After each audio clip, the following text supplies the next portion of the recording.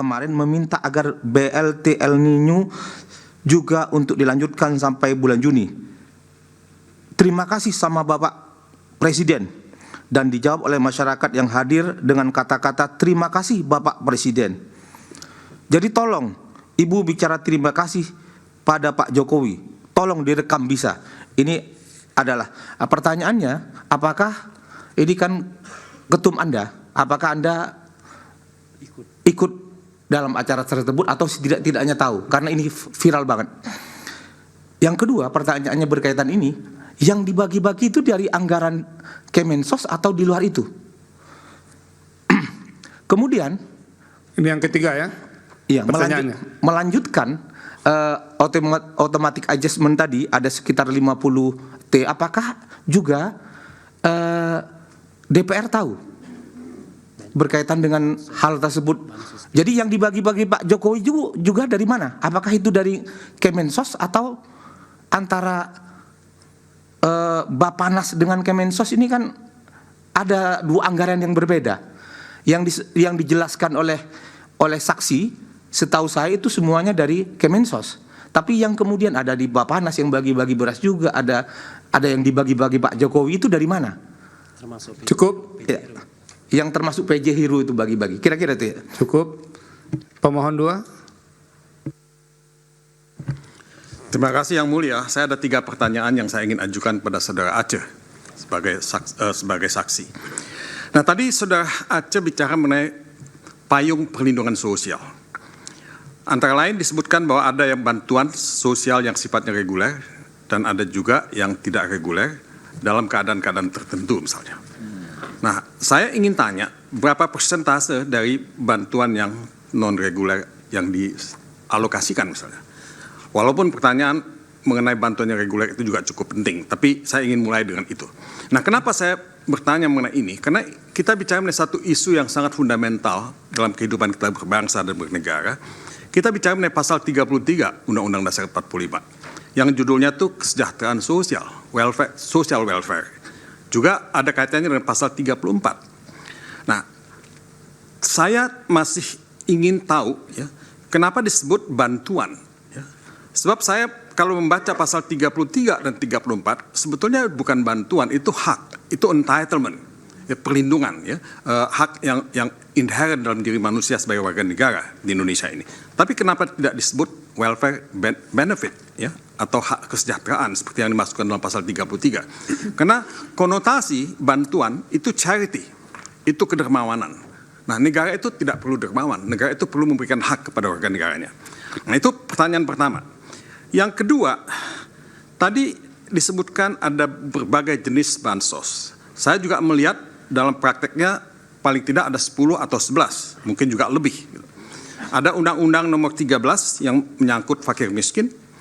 Ada Undang-Undang Nomor 11 tahun 2009 mengenai kesejahteraan sosial. Ada juga Undang-Undang Nomor 14 tahun 2019 mengenai pekerja sosial. Dan kalau kita mau melihat lebih jauh, ada yang sangat berhasil yang saya juga appreciate. Ketentuan perundang-undangan mengenai BPJS. Buat saya ini satu program yang sangat bagus misalnya. Nah, pertanyaan saya, apakah semua yang disebut bansos dalam tanda kutip itu ada di dalam ketiga undang-undang ini? Apakah ada bansos yang tidak masuk dalam undang-undang ini, yang juga dibagikan? Ya, saya memahami bahwa bansos itu ada dalam APBN. Dan untuk tahun 2024 jumlahnya sangat fantastis, paling tinggi di antara semua bansos yang pernah ada, 496,8 triliun plus automatic adjustment yang 50 triliun. Nah, ini jumlahnya besar sekali. Karenanya saya ingin tanya, apakah bansos ya yang ditulis dalam undang-undang ini, kalau itu semua ada di situ, berapa besar jumlahnya dan berapa besar juga jumlah yang tidak ditulis dalam undang-undang itu kalau ada ya. Nah, ini pertanyaan nomor 2 yang saya ingin ajukan. Dan pertanyaan nomor 3 adalah, saya melihat ya sila keadilan sosial, sila kelima dalam Pancasila, ini menjadi dasar dari semua bantuan sosial ini. Saya tadi sudah mengatakan saya tidak setuju dengan istilah charity, karena itu bisa berarti plus. Izin Yang Mulia kalau berpendapat. Iya, nanti saya ingatkan dulu, sebentar dulu. Saya ada pertanyaannya, saya hanya ingin memberikan background ya. charity itu bisa berarti pelestarian kemiskinan. Bukan berarti saya anti bansos, saya setuju bansos. Saya nomor satu memperjuangkan bantuan sosial semacam ini. Tapi persoalannya adalah, kalau kita tidak mengubah konsep itu, tidak menjadikan hak kesejahteraan sosial itu sebagai hak yang diatur dalam undang-undang sebagai entitlement, ya, bukan sebagai charity, yang saya takutkan majelis hakim yang saya muliakan, ini akan bisa menjadi satu hal yang dipolitisasi. Jadi akan tergantung pada kedermawanan kebaikan hati seseorang. Seperti yang kita saksikan sekarang ini, dia diatribusikan kepada Jokowi, ya, kepada Presiden. Nah, kalau dia jadi entitlement, dia menjadi hak dari setiap warga negara yang ada dalam undang-undang. Nah, saya cuma khawatir itu karena concern kita selama ini adalah kenapa bansos itu dipolitisasi, as if itu hanya kebaikan seseorang. Mungkin ini pertanyaan saya yang saya kira bukan saja penting untuk sekarang, tapi mungkin juga penting untuk masa depan bangsa ini. Terima kasih. Terima kasih. Nanti kalau yang berkaitan dengan pendapat nggak usah dijawab, karena ini kan yang dijelaskan fakta saja. Mungkin sebagian yang disampaikan Bang Mulya itu soal yang berkaitan dengan kebijakan. Silakan, ada lagi? Sedikit yang mulia. Pak Masdir. Pertama yang saya untuk meneruskan apa yang disampaikan oleh Bang Mulya tadi, berkenaan dengan perlindungan sosial yang disebut-sebut oleh beberapa banyak pihak. Ini kan yang jadi persoalan buat kita adalah ketika ada satu peraturan presiden nomor 125 tentang pengelolaan cadangan pangan pemerintah. Nah, pengelolaan cadangan pangan pemerintah ini juga termasuk di dalamnya adalah bantuan-bantuan berupa beras yang dilakukan oleh presiden. Yang tadi saya tidak tahu apakah itu terkait langsung dengan automatic adjustment itu atau tidak. Akan tetapi yang kita persoalkan, ini bukan persoalan pemberian pengadaan dari beras-beras itu.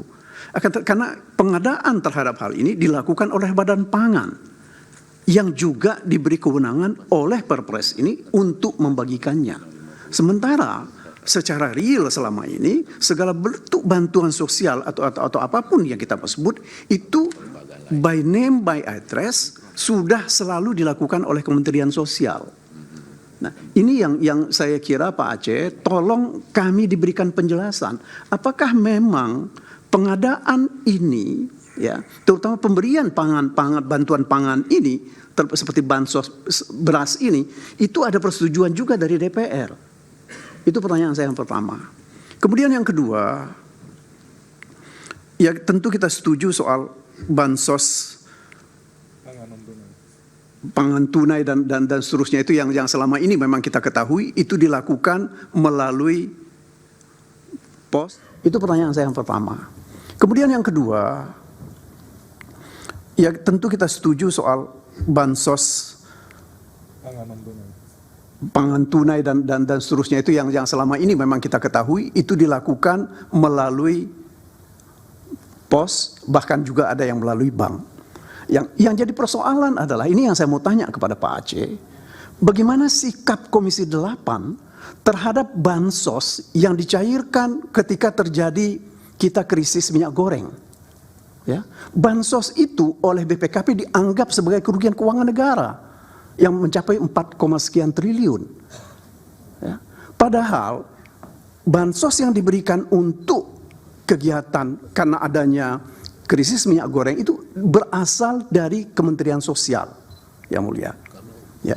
Nah, dalam keadaan seperti ini, saya tidak pernah mendengar sikap dari Komisi 8 terhadap urusan ini.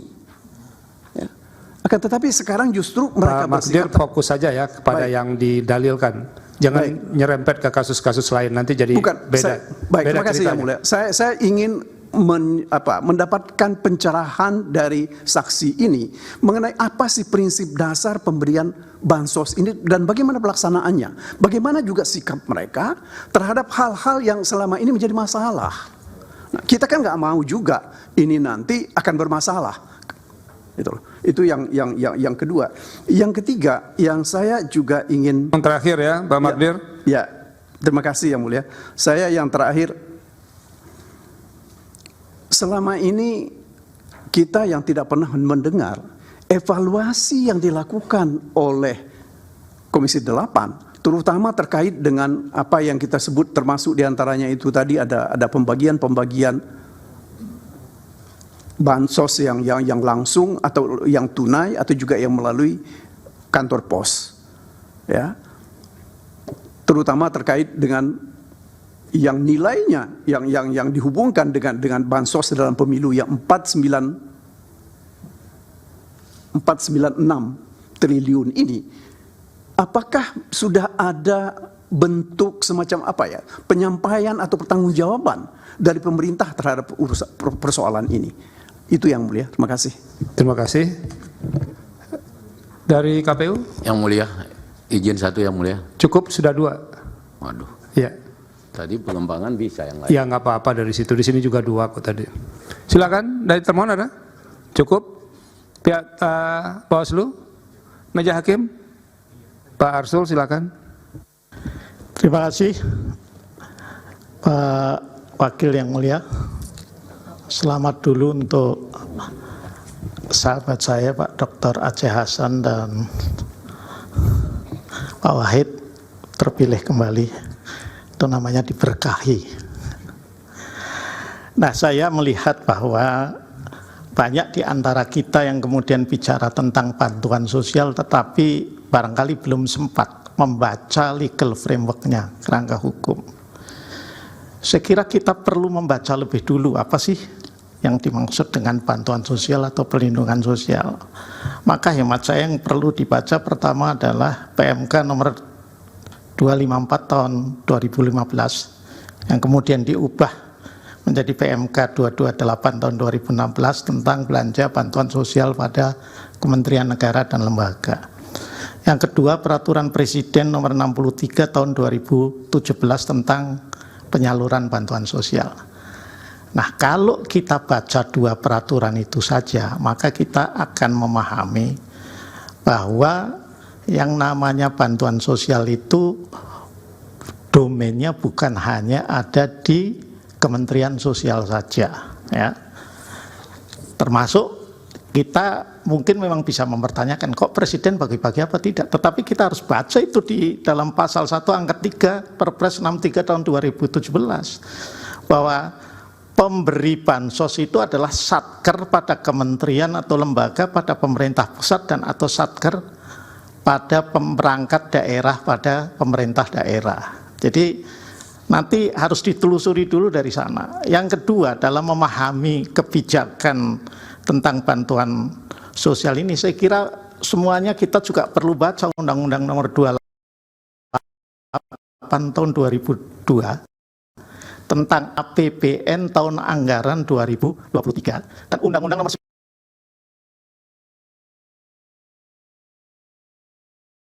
19 tahun 2020 tentang APBN tahun anggaran 2024. Kalau enggak kita itu ya berpendapat saja tetapi tidak membasiskan diri pada aturan perundang-undangan. Padahal kita katanya negara hukum, ya.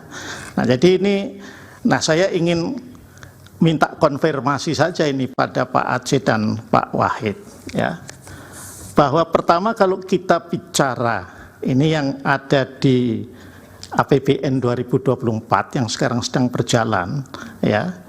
Jumlah anggaran perlindungan sosial ini 496,8, ya. Ini adalah total, ya, dari perlindungan sosial tidak hanya yang dalam bentuk atau yang masuk dalam nomenklatur bantuan sosial saja. Itu dulu. Tadi kan disebut ada jaminan sosial dan lain sebagainya, ya. Itu dulu. Nah, yang kedua, ini tidak ditangani hanya atau dialokasikan hanya untuk Kementerian Sosial saja, tetapi untuk seluruh kementerian dan lembaga, termasuk untuk penanggulangan bencana, ya, yang berdasarkan Perpres tadi itu memang kemudian dikasih alokasi anggaran. Saya ingin minta konfirmasi itu, ya. Nah, yang berikutnya, meskipun ini baru akan kita dalaminya besok ketika Menteri Keuangan itu memberikan penjelasan, ya. Ini anggaran perlindungan sosial ini adalah belanja pemerintah pusat, PPP, ya. Hanya kalau Pak Aceh bisa menjelaskan juga bagus untuk memberikan pencerahan kepada kita, tapi kalaupun enggak juga tidak apa-apa, karena yang namanya belanja pemerintah pusat itu dibedakan atas belanja menurut fungsi, belanja BPP menurut organisasi, dan BPP menurut program. Ini yang mana ini? 496. Nah, bansos itu memang agak fleksibel, dibuat seperti itu dalam APBN kita. Dan itu sejak zaman dulu, bukan hanya pemerintahannya Pak Jokowi saja, saya kira, saya lihat. Makanya selalu ada isu kalau mau pilpres itu terkait dengan bansos. Dulu zaman Pak SBY, seingat saya itu ada isu tentang BLT lah. Nah, itu bentuk. Jadi selalu jadi isu. Berbeda dengan dana desa yang selalu disebut-sebut oleh Prof. Yusril. Kalau itu jelas, sudah teranggarkan sekian, bagian dari TKD, ya. TKD itu transfer ke daerah. Jadi yang namanya APBN itu terdiri dari dua belanja negara besar. Dua belanja negara itu terdiri dari dua nomenklatur besar. BPP, ya, belanja pemerintah pusat, sama TKD namanya, transfer ke daerah. Saya nggak pernah jadi anggota Banggar, tapi karena pernah jadi anggota DPR yang masih ngerti lah begini-begini itu ya. Nah, jadi itu yang harus dipahami, ya. Maka ada fleksibilitas. Nah, mestinya pendalamannya adalah mengapa dikeluarkan begitu banyak di awal tahun di 2024. Ya, ini kalau Pak Aceh bisa jawab, syukur, enggak juga enggak apa-apa, gitu ya. Nah, mengapa dikeluarkan di 2003 itu, ya, di 2023 itu di akhir-akhir, di Oktober November. Itu boleh didalami, kalau mau didalami saya kasih clue itu, ya. Kenapa? Karena memang kalau sudah November Desember harus dihabiskan, kalau enggak akan jadi silpa nanti, jadi sal, akan seperti itu, ya. Jadi itu saja barangkali sedikit yang mungkin Pak Aceh bisa menambahkan pencerahannya, atau Pak Wahid. Terima kasih. Terima kasih. Ini dari bekas anggota DPR ke anggota DPR begitu. Prof. Guntur, silakan. Ya, terima kasih Yang Mulia Pak Wakil. Singkat saja untuk Pak Aceh dan Pak Wahid terkait dengan metode penyaluran. Kalau tadi Pak Aceh menyampaikan bahwa metode penyaluran bansos ini dilakukan melalui cash transfer atau melalui PT POS. Berarti kan ini sifatnya ya penyalurannya langsung ya ke penerima manfaat. Tapi tadi saya dengar juga dari Pak Wahid bahwa Pak Wahid dalam hal bansos ikut dalam hal penyerahan bansos. Nah, sebenarnya ini metodenya ini sebetulnya yang mana nih? Apakah memang dua-duanya kombinasi, atau kalau tadi saya dengar dari paparan dari Pak Aceh itu kan hanya dua metodenya, metode cash transfer dengan metode PT POS. Nah, tapi kalau ada penyerahan melalui yang langsung, ya sebagaimana yang disampaikan oleh Pak Wahid, nah apakah memang untuk bansos ini ada metode ketiga gitu dalam bentuk penyerahan langsung itu? Mungkin bisa ada penjelasan menyangkut ini Pak Aceh dan Pak Wahid. Ya, terima kasih. Terima kasih Prof. Guntur. Terakhir Prof. Eni Nurbaningsih, silakan. Terima kasih. Satu saja saya Pak Aceh.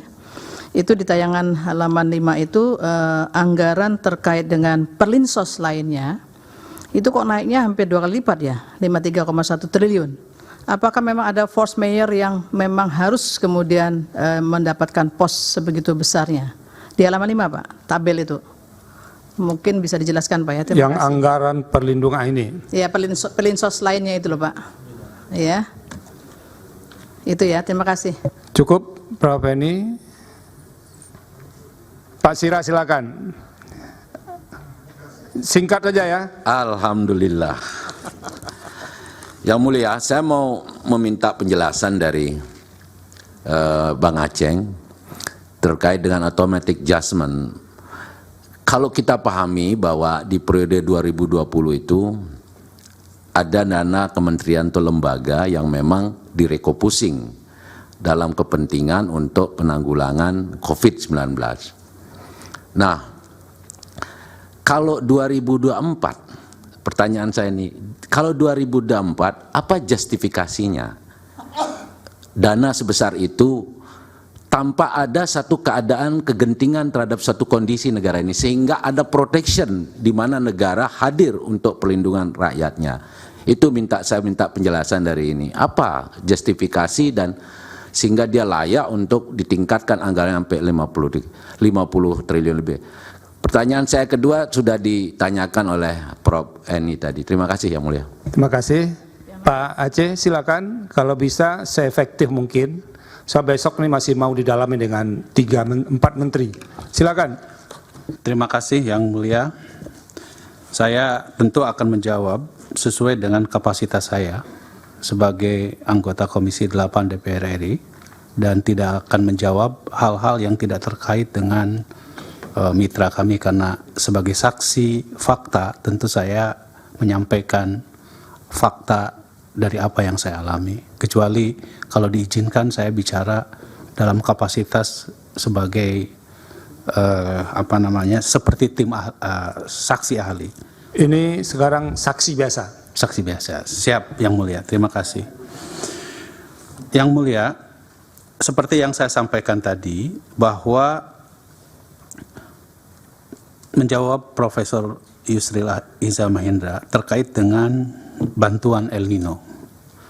Bantuan El Nino ini juga berasal dari kebijakan automatic adjustment dari kebijakan tahun 2023. Di dalam pembahasan tentang bantuan BLT El Nino ini, Menteri Sosial yang rapat dengan kami tanggal 7 November tahun 2023, Kementerian Sosial menyampaikan di dalam rapat di Komisi 8 bahwa kebijakan tentang bantuan El Nino ini menggunakan mekanisme penganggaran dari automatic adjustment dan diambil dari BABUN.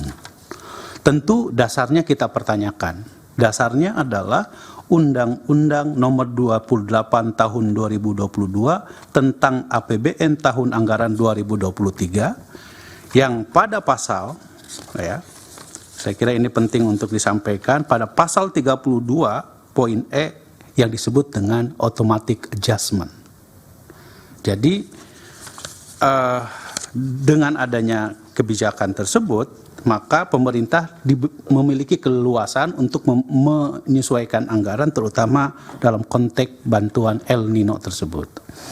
Nah, di dalam rapat tersebut, ya, Kementerian Sosial, dan saya kira tadi saya menayangkan tentang kesimpulan rapat kerja tersebut, bahwa anggarannya itu disampaikan sebesar 12 triliun dan itu didistribusikan, ya, didistribusikan selama 2 bulan, yaitu bulan November dan bulan Desember.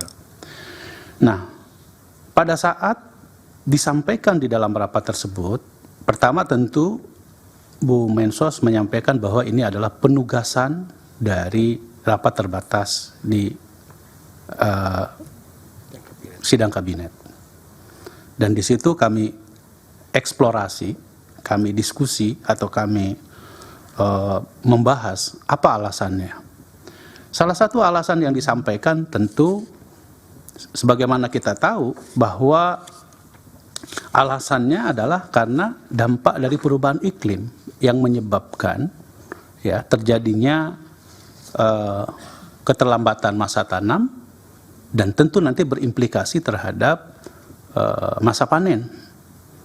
Itu yang disampaikan kepada kami. Tentu kami sekali lagi melalui proses kami tidak perlu sampaikan bagaimana perdebatan dari masing-masing fraksi terkait dengan kebijakan tersebut, tapi memang kami merasakan bahwa di masyarakat terkait dengan masa tanam itu mengalami masa mundur yang seharusnya bulan Desember, bulan November, mundur 2 bulan. Sehingga ini berakibat terhadap akses masyarakat terhadap kebutuhan seperti kebutuhan bahan pokok. Dan ini tentu akan berakibat kepada inflasi di tengah masyarakat. Oleh karena itu, atas dasar itulah kemudian kami memberikan, saya kira karena itu tidak perlu disetujui sifatnya, tetapi kami memberikan satu warning agar BLT El Nino ini betul-betul bisa disalurkan sebagaimana mestinya. Jumlah penerimanya sebesar 18,8 juta KPM yang diberikan baik secara cash transfer maupun melalui PT Pos. Ya. Itu Prof. Yusril. Yang kedua, soal apakah Presiden memiliki alokasi dana khusus terkait dengan misalnya Banpres. Saya terus terang saya tidak tahu karena bukan komisi kami, tetapi masa seorang menteri saja punya anggaran operasional, seorang presiden, beliau seharusnya juga memiliki kewenangan atau memiliki alokasi dana tertentu untuk bantuan seperti itu. Jadi oleh karena itu, bagi kami apa yang dilakukan, tentu kami tidak bisa menjawab lebih pasti apakah seorang presiden secara kelembagaan memiliki anggaran khusus terkait dengan itu. Selanjutnya, kami pernah menyaksikan ya bahwa Bapak Presiden itu juga membagikan bantuan seperti PKH ya atau BPNT di satu daerah. Ya, tetapi ini jauh sebelum pemilu karena program reguler tentu ini adalah tanggung jawab kementerian. Nah, yang dikumpulkan itu adalah mereka yang memang terdata di dalam DTKS. Jadi katakanlah di dalam satu penyerahan simbolik dikumpulkan KPM-KPM yang telah terdata, ya tidak bisa diaurkan begitu saja. Tetapi dia dikumpulkan dengan memang sudah terdaftar sebagai penerima bantuan yang ada di dalam DTKS. Jadi saya kira terkait dengan peran presiden tentu kita harus lihat dalam konteks bagaimana memastikan agar program-program tersebut betul-betul bisa disalurkan dengan sebaik-baiknya. Nah, terkait dengan automatic adjustment, tadi saya menjawab juga pertanyaan dari Pak Hotman, ya. Sesungguhnya automatic adjustment itu bukan hanya terjadi pada bantuan El Nino. Sekaligus juga saya menjawab terkait dengan pertanyaan BLT BBM. Di tahun 2022 tanggal 1 September kami juga membahas secara khusus di Komisi 8 tentang BLT BBM dan BLT BBM dan minyak goreng. Ya. Inilah yang kita sebut sebagai bantuan dalam kondisi tertentu. Jadi walaupun di dalam undang-undang baik nomor 28 tahun 2022 maupun tahun 2023 jelas saya kira ini bisa menjadi sebuah dasar hukum bagi pemerintah untuk mengambil kebijakan berdasarkan rujukan undang-undang ini. Dan memang tidak dijelaskan di sini, ya penyelesaian anggaran tersebut memang menjadi hak pemerintah. Walaupun pelaksanaan dari misalnya program bantuan sosial itu dibahas bersama juga dengan kami. Nah, saya kira maaf Majelis, ya. Memperjelas automatic adjustment itu sudah berlangsung berapa tahun, dari dulu atau gimana, atau hanya 2 tahun ini? Saya terus terang saja, kalau era COVID kita memiliki undang-undang sendiri terkait dengan saya lupa undang-undang tentang COVID. Itu kan jelas bahwa pemerintah diberikan fleksibilitas untuk yang disebut dengan PEN itu, program pemulihan ekonomi nasional. Nah, yang saya bawa di sini adalah Undang-Undang Nomor 19 Tahun 2023 dan Undang-Undang Nomor 28 Tahun 2022 ini jelas merupakan automatic adjustment. Sebuah penyesuaian anggaran disebabkan karena dalam bahasa undang-undangnya adalah pemerintah dapat menempuh langkah kebijakan yang berkaitan dengan pendapatan negara, belanja negara, dan atau pembiayaan anggaran untuk menghadapi ancaman yang membahayakan perekonomian nasional dan atau stabilitas sistem keuangan. Ini jelas saya kira yang menjadi dasar hukum dalam konteks automatic adjustment ini. izin saya Yang Mulia, saya mau itu minta penegasan. Undang-Undang nomor 2 tahun 2020 Ya. tentang penetapan Perpu nomor 1 tahun 2020. Silakan Prof. Yusril. Terima Saya kasih ingin Yang minta Mulia. penegasan, bukan bertanya yang baru. Saya ingin penegasan saja dari Pak Aceh. Jadi inisiatif untuk adjustment tadi itu sebenarnya datang dari Menteri Sosial ke DPR. Dan yang kedua, terjadilah perubahan jumlah bantuan untuk El Nino, tapi bantuan El Nino itu seluruhnya dilakukan melalui bank transfer dan pos wesel seperti itu. Apa seperti itu? Betul. Silakan ditegaskan. Ya, izin Prof. Yusril kami menjawab. Jadi permohonan, jadi Kementerian Sosial menyampaikan surat kepada Komisi 8 terkait dengan adanya hasil rapat kabinet terkait dengan kebijakan BLT El Nino ini. Sehingga kami mengundang Kementerian Sosial untuk membahas di dalam rapat kerja tersebut yang tertanggal 7 November. Jadi tentu sebagai bentuk pertanggungjawaban dari Kementerian Sosial, tentu karena dia punya mitra Komisi 8, ya beliau menyampaikan di dalam rapat Komisi 8 tersebut. Begitu.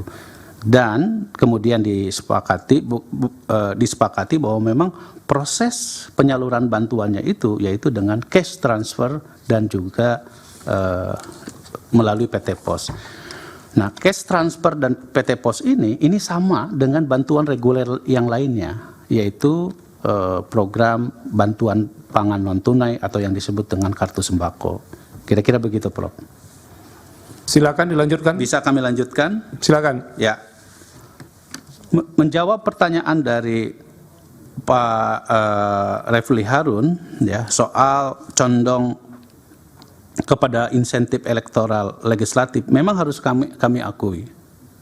Saya kira kita tidak bisa banyak saya kira teman-teman kami di komisi yang lain yang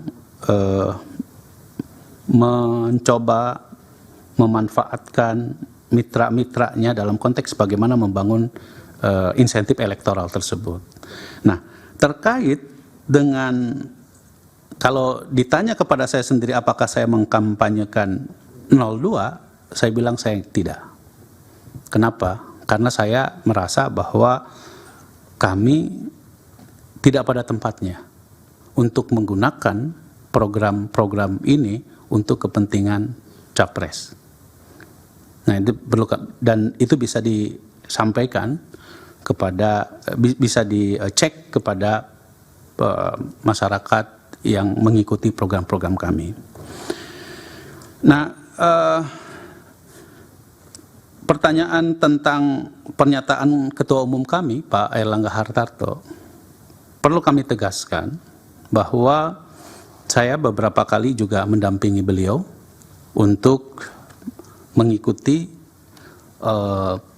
kegiatan dalam konteks bagaimana memastikan program bantuan pangan tersebut diberikan kepada masyarakat. Di situ ada Bulog, ya, di situ ada Badan Pangan Nasional, tapi memang tidak ada Kementerian Sosial. Ya, dalam kapasitas kami tentu di situ sebagai pimpinan Komisi 8 dan juga sebagai kader partai. Nah, tentu pernyataannya Pak Airlangga saya kira juga beliau tepat daripada misalnya Pak Airlangga mengatakan ini bantuan dari Menko, lebih tidak tepat lagi Pak.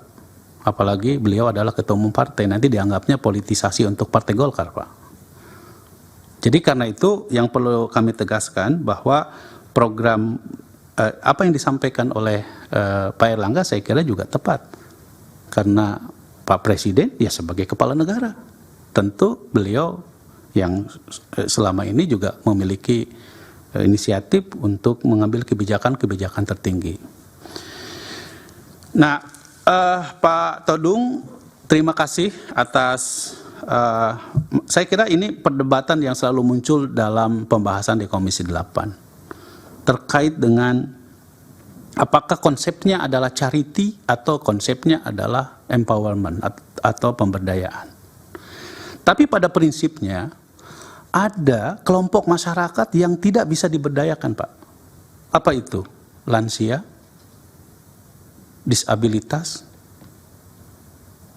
ya kelompok-kelompok yang memang atensi, atau memang masyarakat yang memerlukan bantuan secara langsung, misalnya dalam kondisi bencana.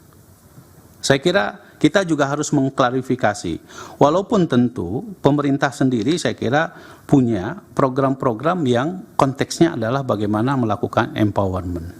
Misalnya di Komisi 8 kita ada program yang disebut dengan Pahlawan Ekonomi Nusantara dalam konteks bagaimana memberdayakan UMKM agar mereka. Pak Aceh yang mulia, boleh Ya. sedikit? Silakan. Yang saya maksudkan bukan empowerment Pak Aceh, tapi entitlement. Oke. Ya, jadi agak beda konsep empowerment dengan entitlement.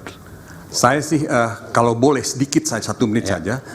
Tadi Pak Aceh sudah bicara mengenai beberapa hal, tapi saya punya pengalaman 5 tahun di Norwegia, negara yang disebut sebagai welfare state, dan saya kira kalau bisa konsep entitlement ini akan lebih ya menjamin tidak terjadinya politisasi, ya.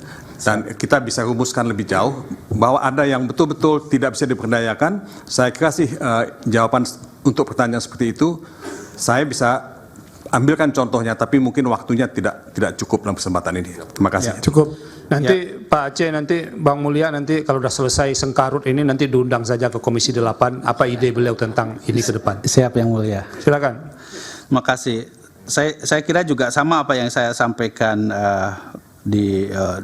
dari Pak Magdir ya, terkait dengan cadangan pangan dan lain-lain yang memang dalam pandangan pemerintah ketika terutama Kementerian Sosial menyampaikan tentang alasan kenapa mesti ada BLT El Nino, atau itu karena situasi yang memang mendorong agar kebijakan menjaga daya beli masyarakat, ya, mendorong agar masyarakat dapat memenuhi kebutuhan dasarnya lebih dimudahkan begitu terkait dengan kebutuhan cadangan pangan beras tersebut.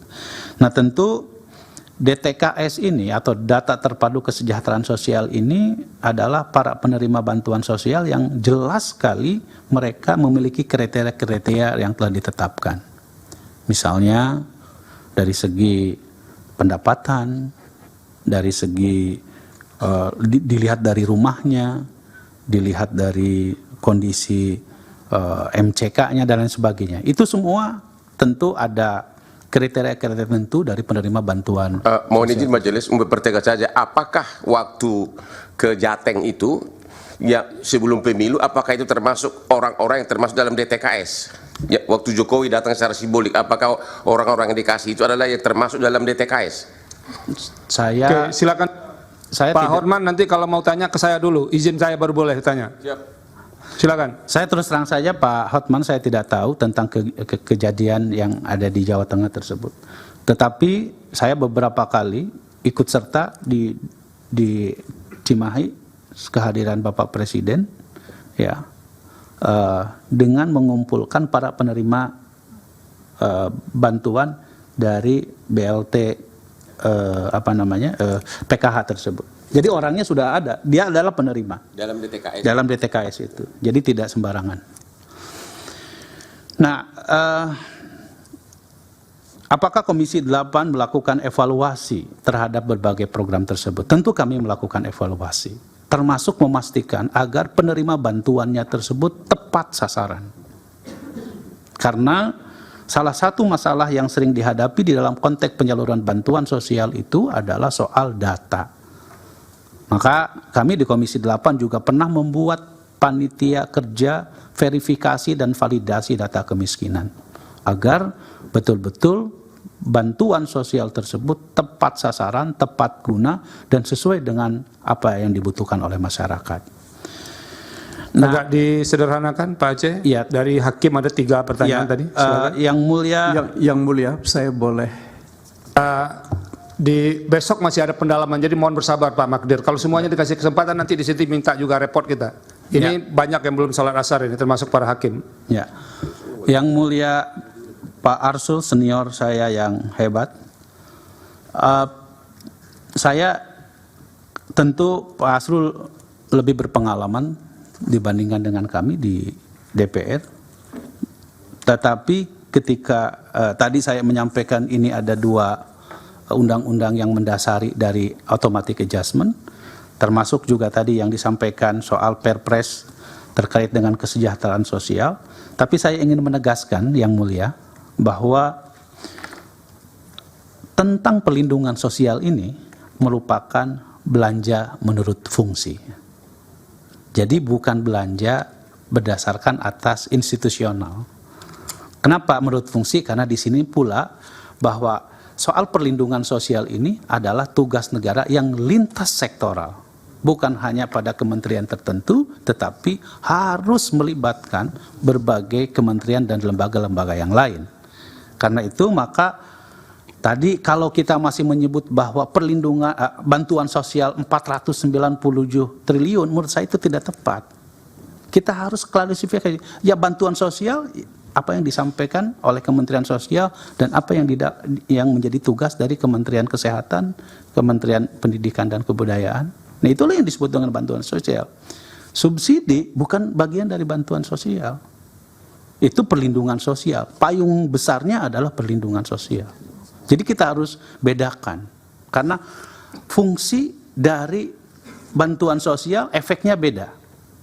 Fungsi dari jaminan sosial efeknya juga beda. Fungsi dari perlindungan sosial juga subsidi konteksnya juga beda. Jadi saya kira kita harus lihat bahwa ini adalah yang mulia merupakan merupakan fungsi gitu ya, belanja menurut fungsi.